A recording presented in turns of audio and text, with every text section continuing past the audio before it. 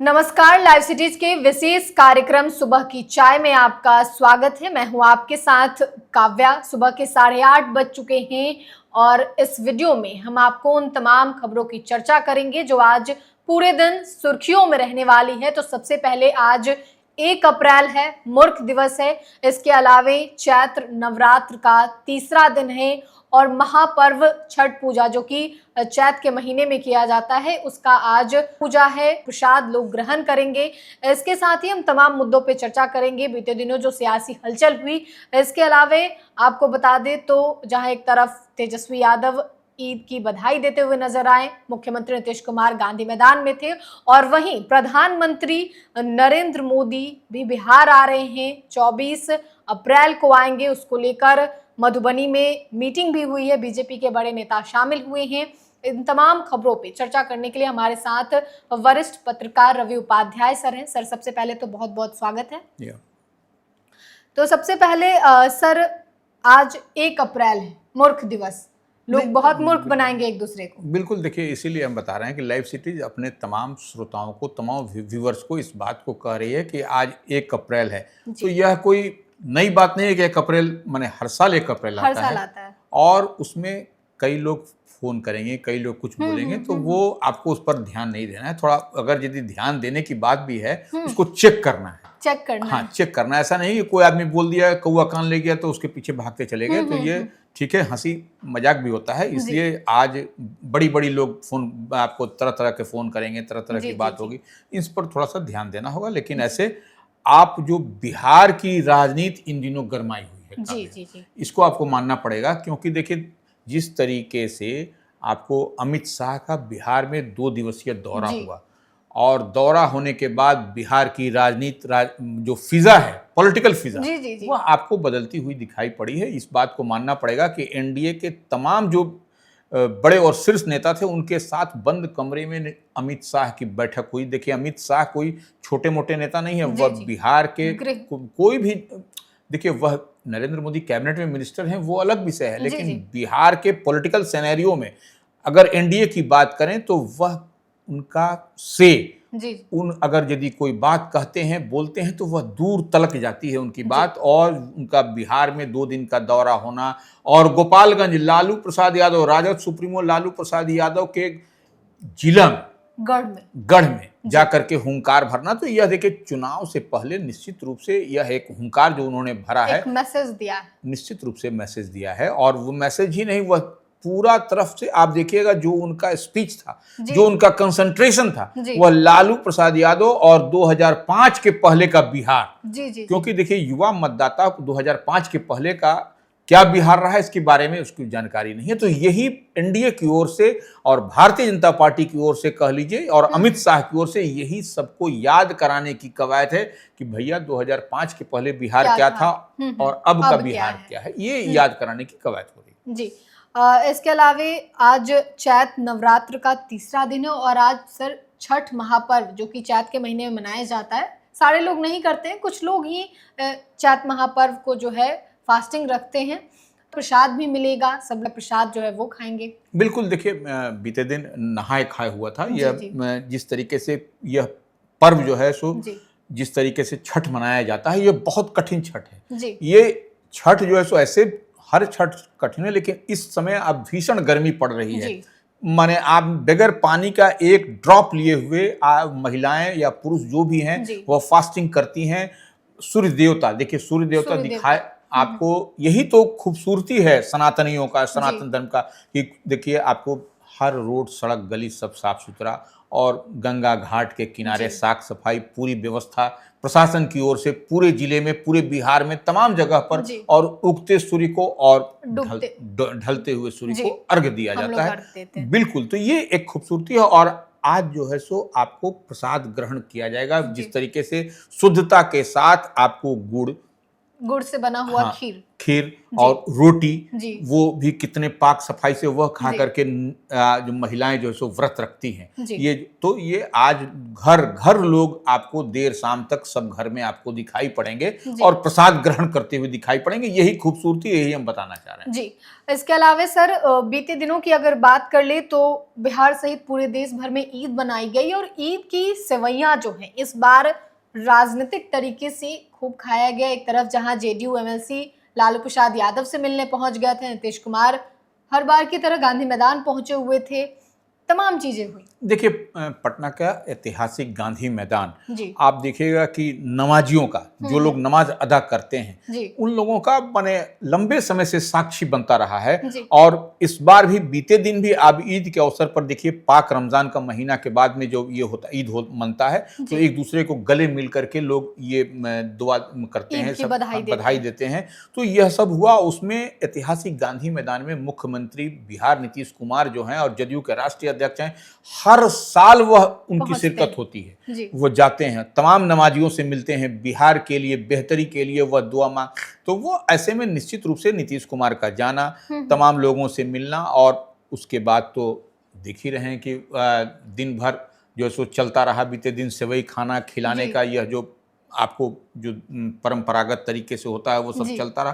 तो यह एक अच्छी माने बात है। और जी गंगा जमुनी तहजीब इसी को तहजीब कहते हैं, जी जी जो बिहार की राजनीति में बिहार की खूबसूरती भी यही है। तो यह दिखाई पड़ती है। जी सर। इसके अलावे राजनीति गर्म तो बीते दिनों तब हुई जब जेडीयू एमएलसी गुलाम गौस जो हैं वो लालू यादव से मिलने पहुंच गए ईद के मौके पर। देखिए, ईद के मौके पर आप, या होली के मौके पर, इसको जी ऐसे समझिए हम लोग, ईद या होली एक ऐसा त्योहार है, ऐसा जी जी पवित्र ये है कि एक दूसरे में, होली में भी आप दूसरे के यहाँ, सब दूसरे के यहाँ जाते हैं, अबीर लगाते हैं, गुलाल लगाते हैं, जी पुआ मलपुआ खाते हैं।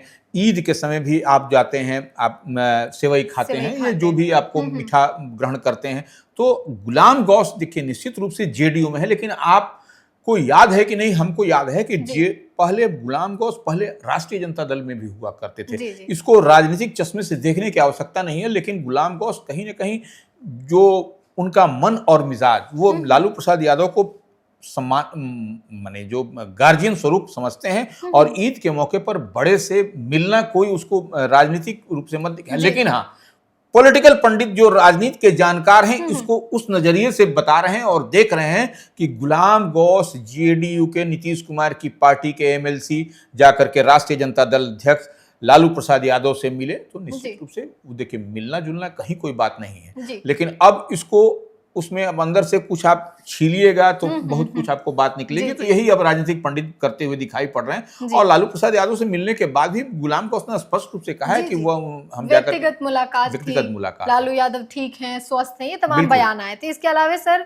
ईद के मौके पर ही किशनगंज में प्रशांत किशोर जो कि जनसुराज के संस्थापक हैं, उन्होंने कहा है कि नीतीश कुमार बस एक मुखौटा रह गए हैं, सरकार तो अमित शाह और अधिकारी चला रहे हैं। देखिए, प्रशांत किशोर निश्चित रूप से कभी नीतीश कुमार के खासम खास जी हुआ जी करते थे। और नंबर दो का ओहदा इसीलिए हम नहीं कह रहे हैं कि देखिए, वो जनता दल यूनाइटेड के राष्ट्रीय उपाध्यक्ष हुआ करते थे, जी और वह कर्ता धर्ता में थे। तो वह निश्चित रूप से एक एक पॉइंट को, एक एक चीज को, जन सुराज के संस्थापक आपको प्रशांत किशोर समझ रहे हैं। जी जी इसी लिहाज से वह कह रहे हैं कि सरकारी अब जो है सो माने सरकारी अधिकारी अब सरकार चला रहे हैं, नीतीश कुमार मुखौटा है। देखिए, अब प्रशांत किशोर जिस बात को विजुअलाइज कर पा रहे हैं, जिस बात को देख और समझ पा रहे हैं, जी वह उनके समझने की अलग है। जी तो जी वह निश्चित रूप से जिस बात को वह जिस ओर इशारा कर रहे हैं, तो यह तो दिखाई भी पड़ रहा है। और कई दफे प्रशांत किशोर ने नीतीश कुमार को लेकर के कुछ बातें कही हैं जो पब्लिक डोमेन में है, जो पब्लिक डोमेन में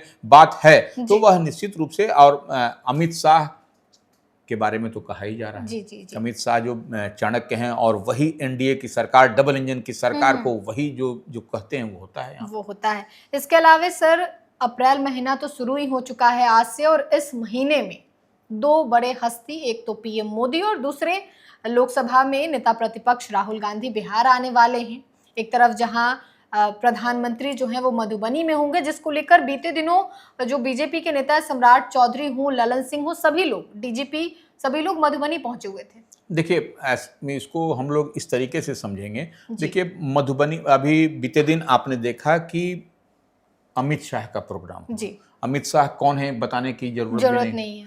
और वो आए थे वहां पर 2 दिन बिहार का दौरा किया। चुनाव का एक तरीके से कहा जाए कि अमित शाह ने बिहार में जो शंखनाद किया, गोपालगंज, पटना में जो बैठक किया, वह तमाम एक तरीके से चुनाव की तैयारी है। और इसी लिहाज से अमित शाह का दौरा हुआ। और अब प्रधानमंत्री नरेंद्र मोदी की जो बात कही जा रही है कि 24 अप्रैल को वह मधुबनी आने की बात हुई है, कही जा रही है, तो निश्चित रूप से वह उसी तैयारी के सिलसिले में नरेंद्र मोदी कैबिनेट में मिनिस्टर हैं राजीव रंजन सिंह उर्फ ललन सिंह, वो गए।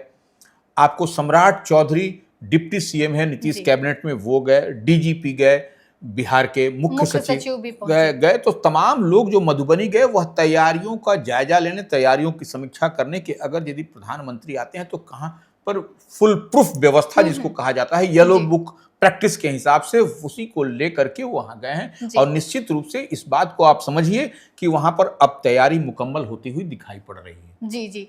राहुल गांधी भी आ रहे हैं इसी में, 17 अप्रैल को उनका भी दौरा है। देखिए, बिहार में इस वर्ष चुनाव होना है तो अमित शाह का आना, प्रधानमंत्री का आना, राहुल गांधी का जो 7 अप्रैल को कहा जा रहा है बिहार में आ रहे हैं, तो वह अब तो आपको तमाम तरह, और यही नहीं, आप देखिए कि कांग्रेस के जो नए प्रभारी बने हैं कृष्णा लवरू, वह लगातार कैंप कर रहे हैं, लगातार बिहार में घूम रहे हैं। कन्हैया कुमार का बिहार में दौरा हो रहा है, पद यात्रा कर रहे हैं। तो यह तो एकदम पूरी तरह से यह लग रहा है कि बिहार अब चुनावी मोड में आ गया है। यह कहने की बात भी नहीं है, कहने की बात भी नहीं है। इसके अलावा सर संजय सरावगी जो कि मंत्री बने हैं राजस्व एवं भूमि सुधार विभाग के, उनका कहना है कि 31 मार्च जो कि स्वघोषणा प्रपत्र जमा करने की अंतिम तारीख है, उसमें बढ़ोतरी तो नहीं हुई है, लेकिन जो पोर्टल है वो खुला रहेगा। देखिए, आपको याद होगा दिलीप जायसवाल पहले इसके मंत्री हुआ करते थे, राजस्व एवं भूमि सुधार विभाग के रेवेन्यू डिपार्टमेंट। तो वो अब उसके बाद से, उनके इस्तीफा देने के बाद से वह भारतीय जनता पार्टी के फुल फ्लेजेड अध्यक्ष हो गए हैं। उसके बाद से जिनको जिम्मेवारी मिली है, आपको तो निश्चित रूप से जो नए मंत्री बने हैं वह आपको वही कहते हुए दिखाई पड़ रहे हैं कि आपको ऑनलाइन ऑफलाइन कोई भी हो, आपको जो स्वघोषणा पत्र सेल्फ डिक्लेरेशन जो है वह जमा कर देना है। और देखिए, रैयतों को किसी तरह की परेशानी न हो, इसके लिए राजस्व एवं भूमि सुधार विभाग 24/7 अलर्ट मोड में है। और जो भी कागज, स्पष्ट मंत्री ने कहा है कि जो भी कागज है, जो भी आपके पास में डॉक्यूमेंट से जमा कर दीजिए। वो सरकार का डिपार्टमेंट की जिम्मेवारी है कि कैसे आपको जमीन का सर्वे होगा, क्या होगा, यह पूरी तरीके से यह व्यवस्था की जाएगी। अखिलेश सिंह बीते दिन बड़ा बयान देते हुए नजर आए थे कि एनडीए गठबंधन जो है लोकसभा चुनाव में 39 से 30 पे आ गई, और अमित शाह के भाषण के बारे में बहुत कुछ कहा उन्होंने। देखिए, निश्चित रूप से लोकसभा का अगर यदि हम लोग बात करें बिहार में, तो 40 लोकसभा की सीट है। और अखिलेश प्रसाद तो, हम तो वो कर रहे हैं, लेकिन ये तो आप देखिए कि जो अखिलेश प्रसाद कह रहे हैं कि कितनी सीट पर आ गई, 39 से 30 पर आ गई, 30 पे आ गई। तो निश्चित रूप से जो कह रहे हैं, और यही कह रहे हैं अखिलेश प्रसाद सिंह जो पूर्व कांग्रेस के अध्यक्ष हैं, राज्यसभा सांसद हैं, कांग्रेस के बड़े और कद्दावर नेताओं में उनकी गिनती होती है। वह कह रहे हैं कि देखिए, निश्चित रूप से भारतीय जनता पार्टी जो है सो घबराई हुई है। जो लोकसभा के परिणाम निकल करके आए, कहां आपके पास में 40 में से 39 था। अब आप देख लीजिए कि आप कहां पर खड़े हैं, 30 पर आ गए हैं। तो यह निश्चित रूप से यह कुछ न कुछ तो जो परिणाम तो बताता है। और यही कारण है कि आप देखिए कि अमित शाह का दौरा पूरी तरह से फोकस था, आपको लालू प्रसाद यादव और 2005 के पहले के बिहार को लेकर के वह गिनाते हुए दिखाई पड़े। और इसी को लेकर अखिलेश सिंह कह दिए कि 17 बार नाम लिए, लालू यादव का खौफ है। बिल्कुल, लालू प्रसाद यादव का जितनी बार उन्होंने नाम गिनाया, वो जहां पर भी अब बगैर, देखिए, लालू ही एक ऐसे हैं जो पक्ष हो या विपक्ष हो, वही उनको कहीं ना कहीं कैश करेगा तभी अपने तरफ, क्योंकि लालू तो अजीब टाइप, माने उनका तो पब्लिक कनेक्ट इतना बेहतर है। और उनके काम को ही आप जो जिस तरीके से आप गिनाइए वो तो वही करते। इसके अलावा sir, Bihar Asian men's hockey championship का बिहार मेजबानी करेगा। देखिए, निश्चित रूप से ये हॉकी के लिए आपने पहले भी देखा कि बीते दिन भी जो बीते वर्ष कहा जाए कि राजगीर में बड़ा खेल उत्सव हुआ था हॉकी का, महिलाओं के लिए। तो इस बार मेंस हॉकी होने जा रहा है, बिहार एशियन मेंस हॉकी। उसकी जिम्मेवारी, उसकी मेजबानी बिहार को मिली है। और सबसे बड़ी बात है कि उसमें पाकिस्तान की टीम भी इंडिया आ रही है। जी, बिहार आएगी। बिहार इंडिया आएगी। की। 8 टीम है, उसमें जी। एक टीम पाकिस्तान की टीम भी है, तो यह एक बड़ी बात होगी और देखने वाली बात होगी कि बिहार को मेजबानी मिला है। ये बिहार के लिए सौगात के रूप में है और निश्चित रूप से यह आपको कुछ न कुछ दिखाई पड़ेगा बिहार के लिए। जी, तो इस वीडियो में हम उन तमाम खबरों की चर्चा की हैं जो आज पूरे दिन सुर्खियों में रहने वाली है। तो फिलहाल के लिए इतना ही। साथ ही चैनल को सब्सक्राइब करें, फेसबुक पेज को लाइक करें। वीडियो देखने के लिए आपका धन्यवाद।